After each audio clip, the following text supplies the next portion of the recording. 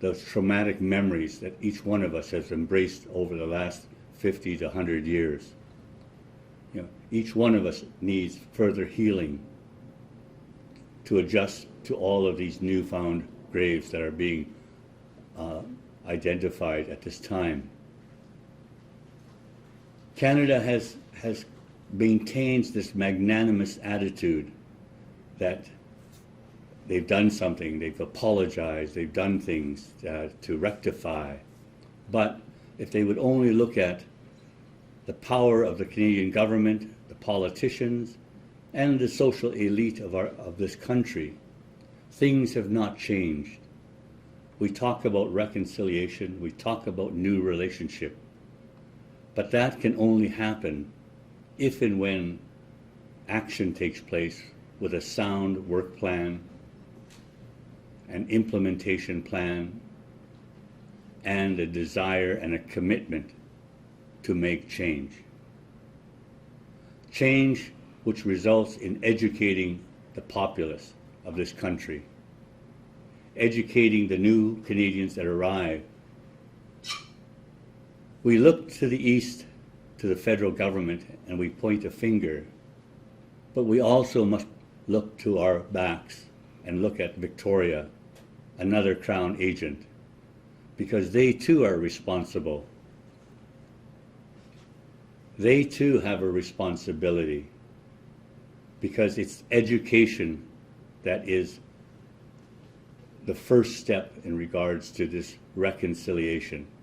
It needs to be placed into the core curriculum of K-12 and mandatory for at least the first 2 years of university for every Canadian individual to learn the history, the true history of Canada.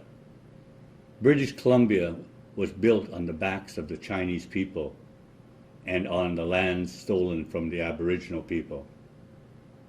So today, we look at these kinds of things and it raises the ire of the native population to say, this is not something new.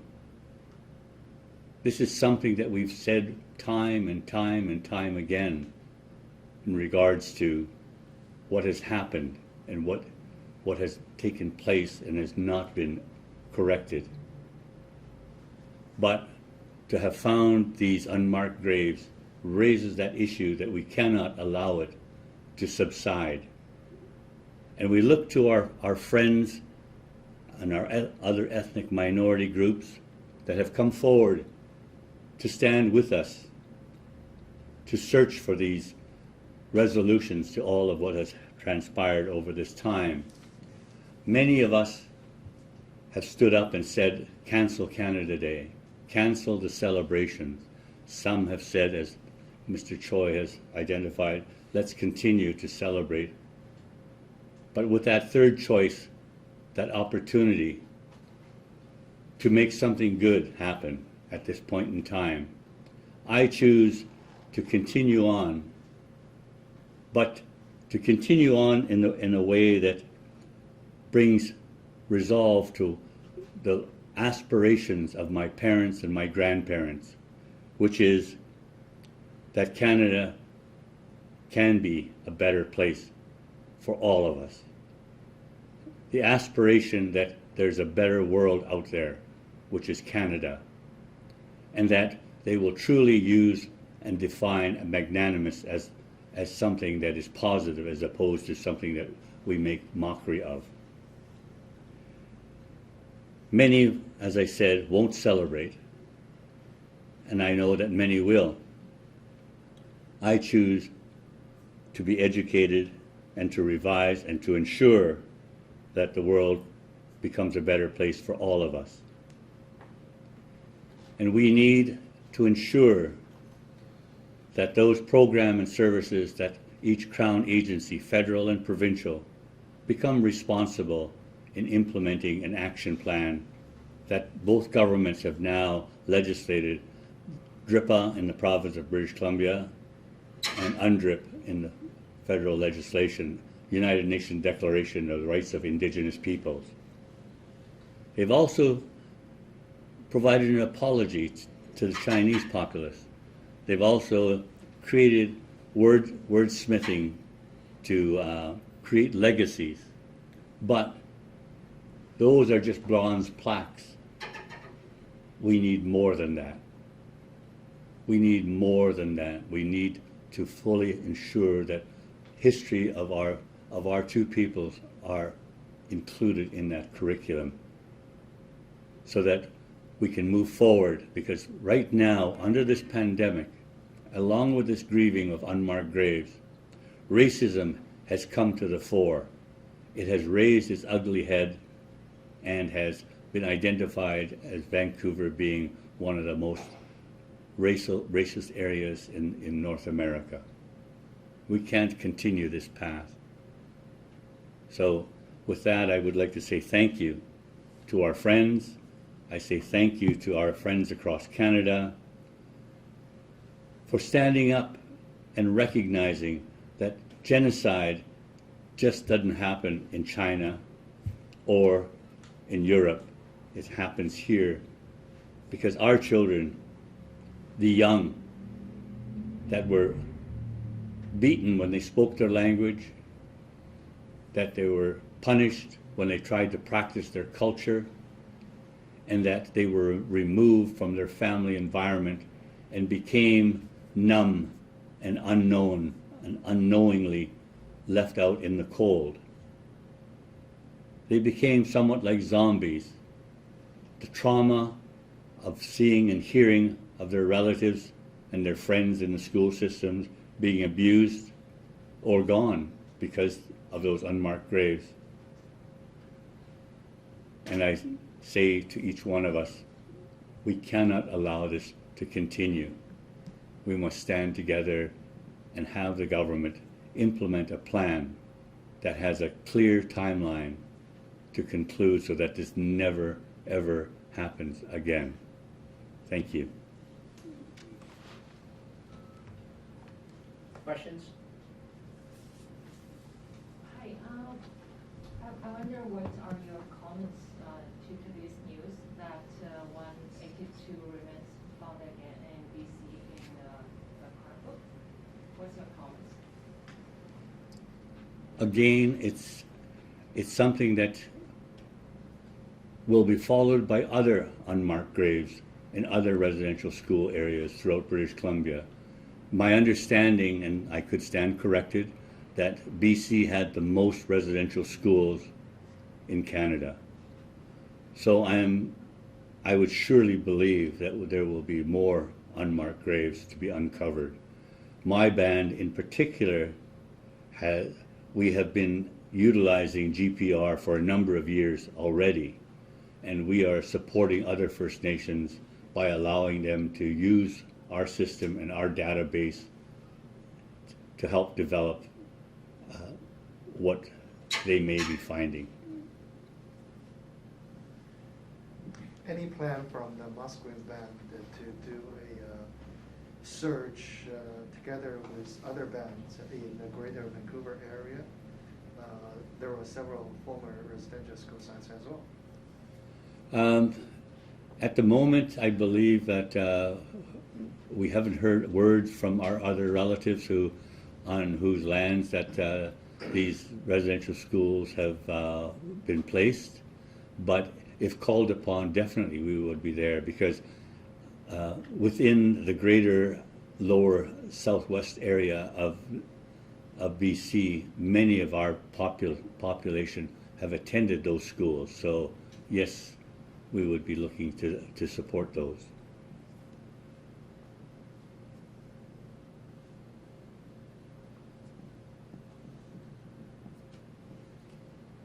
Maybe a question for David? Did you want Frank to offer people in the chat room any questions?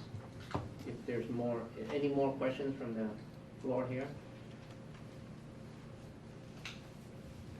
On the side, maybe a question for David? Sure. So, Mr. Leung, how do you think of the cultural genocide, the study by the truth? Sorry, I didn't hear the question. And, yeah, so what's your view about the genocide?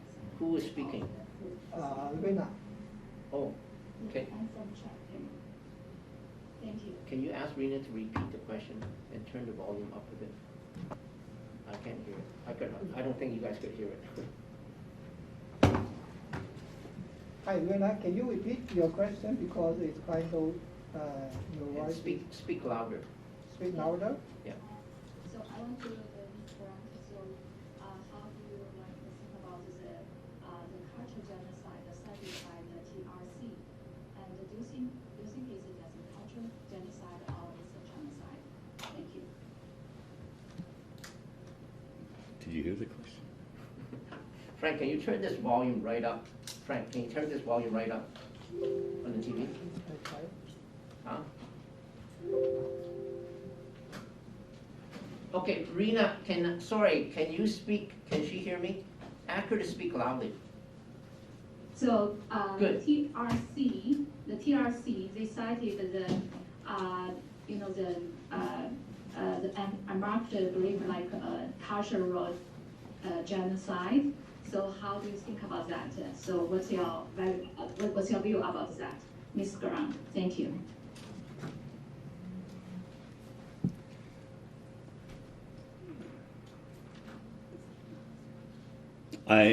As I've said earlier, that with the residential school system, they oftentimes spoke about only the language and that they were physically strapped if and when they were caught speaking their language. But as a whole, the language, the culture of our people, you have to recognize that prior to an educational system that was being provided, that within our family structures, oral dinner table talk and attendance and observation, culture and language were practiced on a daily basis. Now, when you remove a child and place them into a residential school, in reality, it was a prisoner of war camp, to be quite honest about it. And, you're taken away from your language, your culture, your family structure, and that cultural genocide existed from day one because they were supposed to become the teachers of the next generation and the generation after. But if they had none of that culture provided to them, as I said earlier, that these people coming home out of residential school, those that survived, had no language, had no understanding of their culture, and they couldn't even relate to their mothers and fathers and grandparents. Because parents seeing their children for a short period of time, as we all know that in many marriage breakups, that an absentee father coming to a child once every 3 months does not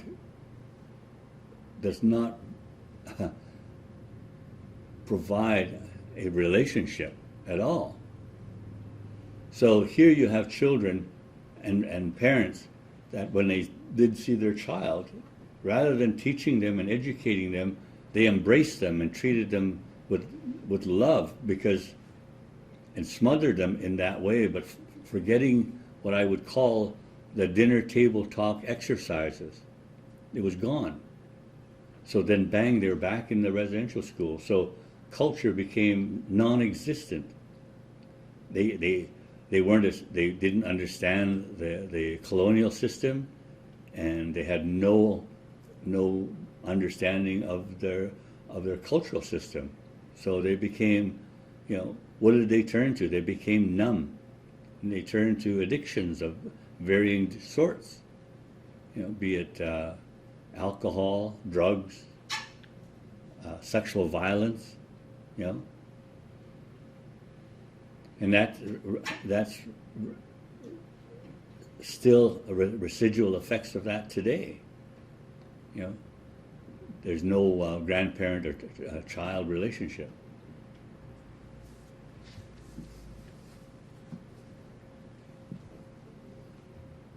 I hope that answered your question. No? Any other questions? Any questions from the Zoom panel? No? Frank, you had a question? On the sideline,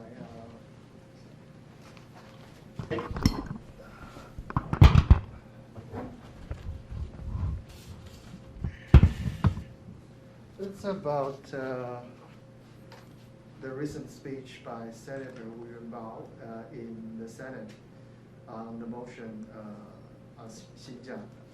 I don't know whether you have read his speech in the Senate, and also media reports saying that he voted against the motion.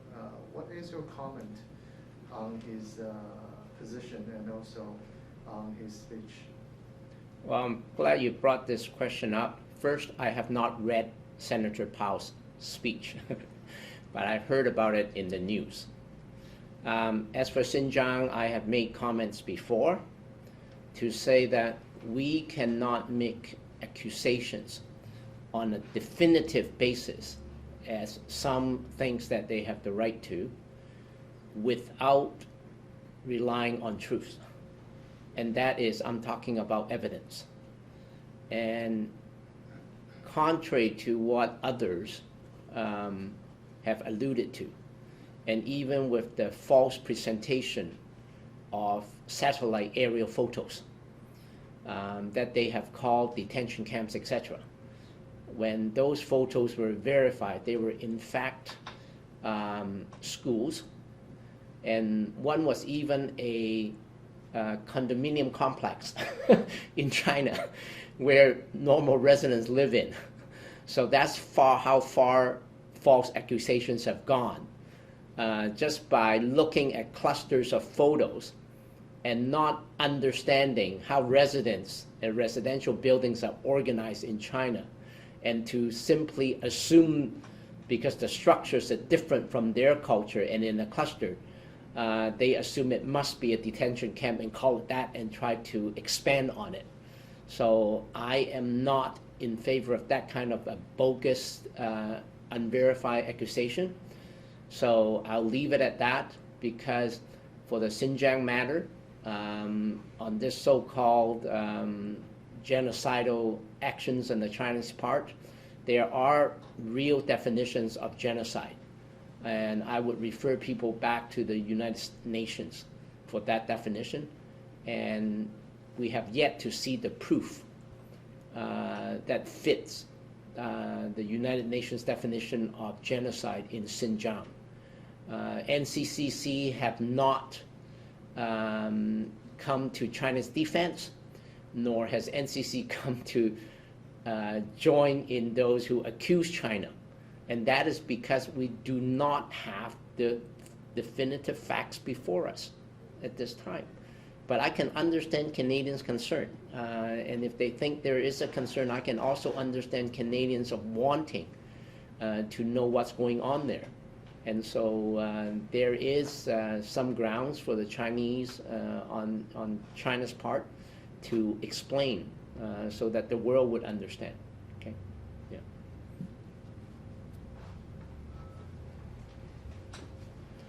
All right, so if there's no other questions, I want to thank everyone for being here. And we do rely on our media friends to carry the message forward with us. And you have come to an understanding today through this conference that there was tremendous linkage between the Chinese and the Aboriginal people through history. This was a time when both peoples were discriminated against. And the only people that the Chinese have been able to find on Canadian soil that have extended kindness and compassion when the Chinese human rights was violated, mistreated, discriminated against, the First Nations people were the only people as a group that have extended their sincere kindness and compassion. And as I've mentioned, they have exchanged each other's know-how in cooking, in culinary art, because they both have, not just cooking, is culinary art, in farming, irrigation, sewing, clothes making, you name it. And even free love, because they were the first peoples on this land to truly believe in and carried out interracial marriages, which marriage was against the law. And people caught with interracial marriage were jailed. And mothers who have been found to be pregnant with a white person, women or men, were severely punished and jailed even during pregnancy. But because both the First Nations people and the Chinese were both non-white, sometimes they were left alone for a period of time, but they were shunned upon and discriminated against, and they found refuge in one another. So I hope this explains why we're here today, why the National Congress of Chinese Canadians, the one and true national Chinese Canadian organization, as I've mentioned, we were formed in 1992 for the very purpose of fighting for the Chinese head tax redress and for the apology. But our work continues because it's very apparent that racism exists today. Discrimination still exists today, and there are systemic problems that still exist today. And I need to go no further, as Howard has illuminated today, that the systemic problems against the First Nations people still goes on today. So this is the very reason why, as the Chinese would say, for those who have shown us kindness, least we forget, and we have not forgotten. I have come to study Chinese Canadian history at the SFU David Lam Center for International Communications for over 20 years. I was the executive producer of the Canadian Steel Chinese Grid, which was the documentary on the Chinese railway workers. Together with SFU and 6 other national Canadian universities, we've produced the first Chinese Canadian chronological chart, and it was approved by Canada as one of the year 2000 Canadian Millennium Project, the only one of 2 in BC, in fact, that was approved for the Canada Millennium Celebration. And 10 years later, in 2010, we again, with the same 7 Canadian universities, we produced an updated chart. We have yet to produce the 3rd one because of the pandemic, but we hope that this work will certainly carry on. We are determined. And for matters like this before us, what's happening to the First Nations, we find it in our hearts. There was no other way than for us to come forward to say that we stand with the First Nations people in their quest for truth and reconciliation, which work has not been done sufficiently, nor adequately, nor on a timeline basis that meets the aspirations of a Charter on Rights and Freedom of Canada and of the Canadian people. Because why has Truth and Reconciliation Commission been formed that our government is proud of? And why only in 2021 that we're discovering within a month grave after grave after grave that are unmarked graves, and to the horrific Canadians who don't understand the history is the Pandora box that opens on the dark pages of Canadian history. And why was truth and reconciliation, if the work was done properly, why were these graves not addressed? From countless stories from the survivors of the residential schools who begged to be believed, of their fellow students who disappeared, of parents and grandparents who stepped forward and told the government and the community once and again that they have such grave concerns of the residential schools, and to beg them to please find the children. And why did it take till 2021 June to have discovered 3 graves that are now closing in almost 1,000 unmarked souls whose death are still back to the future into 2021, yearning out to be discovered and to please address the issue of justice and social justice. So that's really the reason why we're here today. And as I've said, we can use this Canada Day for reflection, to move forward, but it must not be a public relations exercise anymore. It must be done in truth, in earnest, and with a plan that we can all be proud of. Can we be proud of the steps that have been taken? We are proud it has been initiated. And I don't think with the discovery of the graves that speaks volume to the truth of the First Nations people who have begged the government and the community to take them up seriously, that we cannot be proud of what has happened, and that the past has not been addressed adequately, nor speedily, nor sufficiently. So I hope in future Canada Day that we can celebrate what has been done between today and the future Canada Days. Not that we have to come back to address these issues with remorse, with agony, with sadness,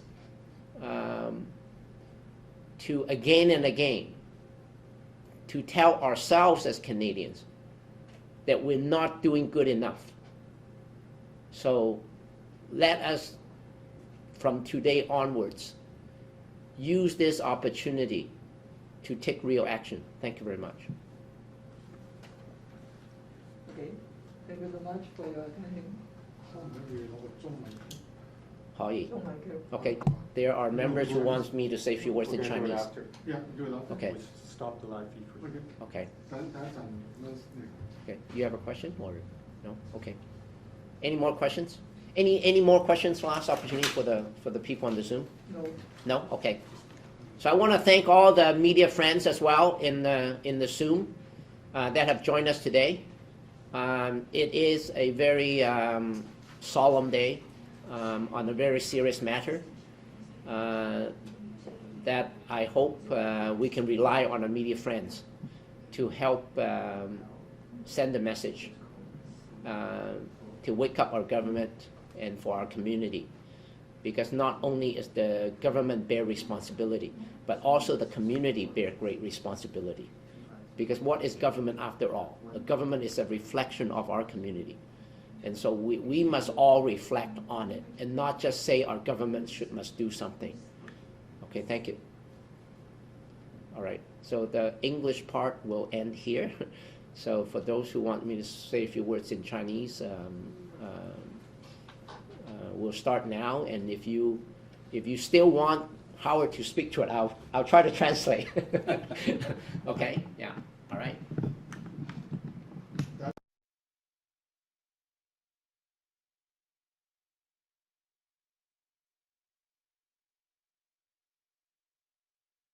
So, when I am, mine is going to be very brief. You're the main event. So when I finish speaking, I'm going to shift this over. Howard, I'm going to shift this over. So you just make sure you adjust yourself into the middle of the frame. All How right. come we keep seeing Frank? We need to, oh, okay. Can he be in the main screen so he can center himself? Probably you can. No?